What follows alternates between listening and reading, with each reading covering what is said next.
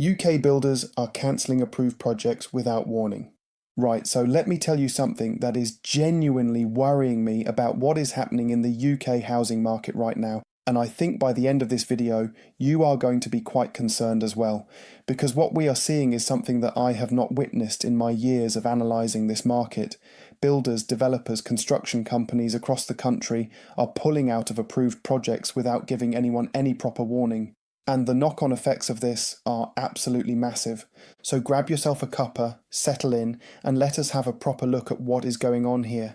Because this affects first-time buyers, it affects homeowners waiting for new builds, it affects entire communities, and honestly, it affects the future of housing in Britain. Let us get into it. Now, you might be thinking, what do you mean builders are cancelling projects? Surely once something is approved and work has started, they have to finish it. Well, unfortunately, that is not how it works at all.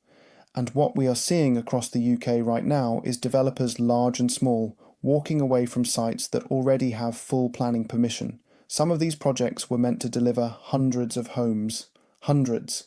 And now they are just sitting there, abandoned. I have been looking at the data, speaking to people in the industry, and the numbers are genuinely shocking.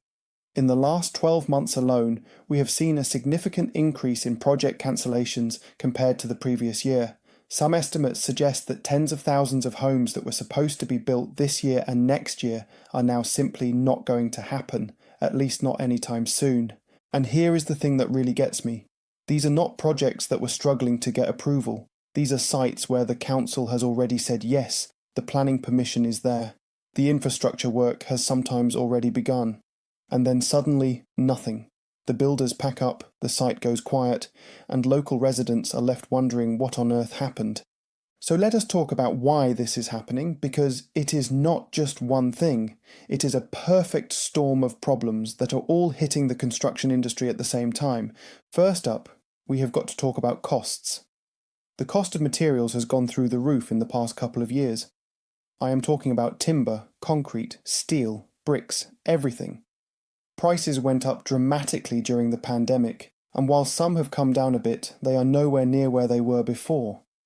Builders who quoted for projects 2 or 3 years ago are now looking at their numbers and realising they simply cannot deliver what they promised at the price they agreed. Then you have got labour costs. There is a massive shortage of skilled workers in the construction industry. We have lost a lot of workers who went back to Europe after Brexit, and we have not trained enough new people to replace them. So the workers who are available can command much higher wages. Again, this pushes up the overall cost of building. Interest rates are another huge factor. When developers borrow money to fund their projects, they are now paying significantly more in interest than they were a few years ago. The Bank of England has raised rates multiple times, and whilst this is meant to control inflation, it has made borrowing incredibly expensive. Some developers are looking at their financing costs and realising that even if they finish the project, the profit margins just are not there anymore. And then we have got the demand side of things. With mortgage rates so high, fewer people can afford to buy new homes. First-time buyers are really struggling to get on the ladder. This means developers are worried that even if they build these homes, they might struggle to sell them, or they will have to sell them at lower prices than they planned, which again eats into their profits. But look, it is easy to talk about numbers and profits and interest rates. What I really want you to understand is the human cost of all this. Because there are real people being affected by these cancellations, and their stories are heartbreaking. I have heard from families who sold their existing home, gave notice on their rental properties, all because they were promised that their new build would be ready by a certain date. And then, out of nowhere, they get a letter or an email saying the project is cancelled or indefinitely delayed. These people are left scrambling to find somewhere to live. Some have had to move in with relatives. Others have had to rent at inflated prices because the rental market is so competitive right now. There are elderly people who were downsizing, planning to move into more manageable properties in new developments. They have made all their plans, maybe even sold possessions they would not need in the smaller home. And now they are stuck in limbo, not knowing what to do next. Young couples who saved for years for their deposit, who got mortgage approval that has a time limit on it, who did everything right. And now they are watching their mortgage offers expire whilst the developer dithers about whether to continue the project or not. It is absolutely devastating for these people, and I do not think the builders are doing anywhere near enough to support the customers they have let down. Now, let us zoom out a bit and look at what this means for the broader UK housing market and the economy as a whole. We already have a chronic housing shortage in this country. We have needed to build more homes for decades, and successive governments have failed to deliver on their promises. The target of building 300,000 new homes per year has never been met. And now, with all these cancellations, we are falling even further behind. This shortage pushes up house prices, which makes it even harder for young people to buy. It pushes up rents, which is squeezing household budgets that are already stretched by the cost of living crisis. It creates more competition for the existing housing stock, which benefits nobody except perhaps landlords and existing homeowners who see their property values increase. But here is something else people do not always think about. The construction industry is a massive employer. When projects get cancelled, workers lose their jobs.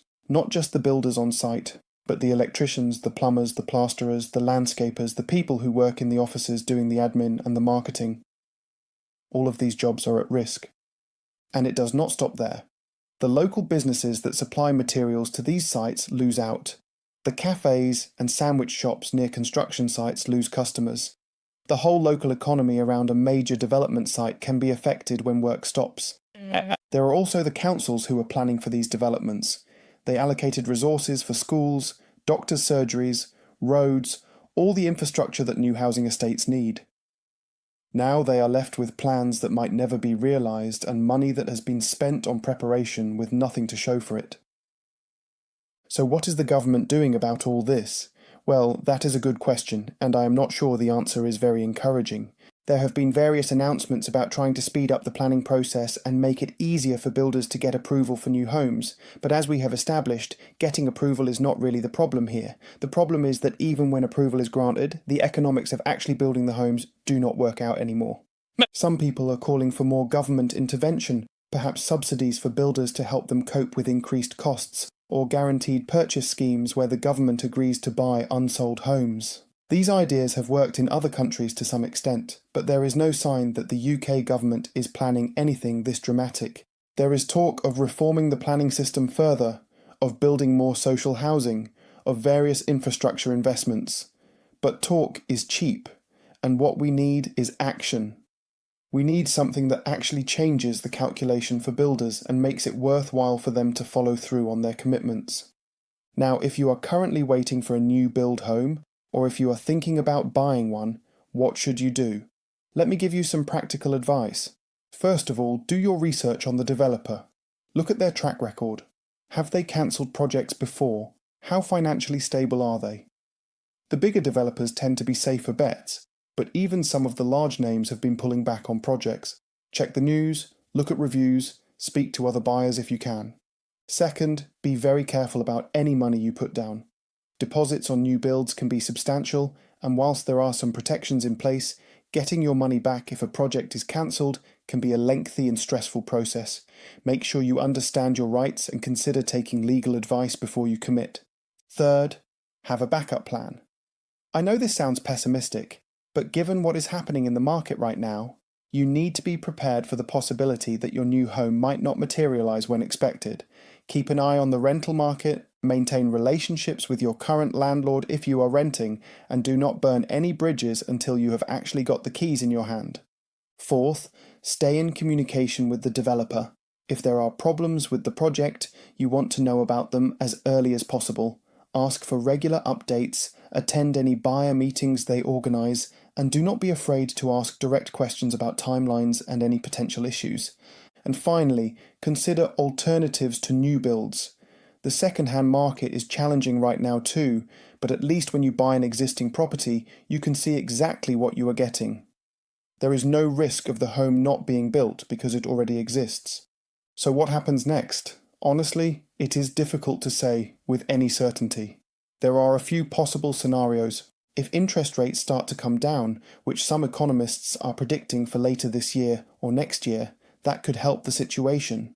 Lower borrowing costs would improve the economics for developers and make mortgages more affordable for buyers. This could bring some confidence back to the market and encourage developers to restart some of the projects they have paused. Alternatively, if costs continue to rise and demand continues to weaken, we could see even more cancellations.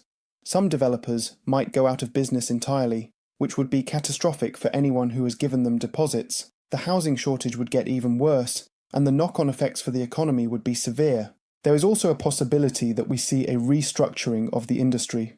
Perhaps larger developers will acquire smaller ones who are struggling. Perhaps new players will enter the market with different business models. Perhaps we will see more modular or prefabricated homes being built, which can be cheaper and quicker to construct. What I do know is that something needs to change. The current situation is not sustainable. We cannot keep promising people homes and then pulling the rug out from under them. We cannot keep falling further and further behind on our housing targets. We cannot keep letting the dream of home ownership slip away from an entire generation. Look, I try to stay fairly neutral on this channel and just present the facts and the analysis. But I will be honest with you, this situation makes me genuinely angry. Angry on behalf of all the people who have been let down. Angry at a system that allows developers to walk away from their commitments with seemingly few consequences. Angry at a government that talks a good game about housing but fails to deliver meaningful action. Home ownership has always been a cornerstone of British life. The idea that you can work hard, save up, and eventually buy your own place to live. That dream is getting further and further out of reach for millions of people. And when even the homes that are supposed to be built never materialise, it feels like the system is fundamentally broken.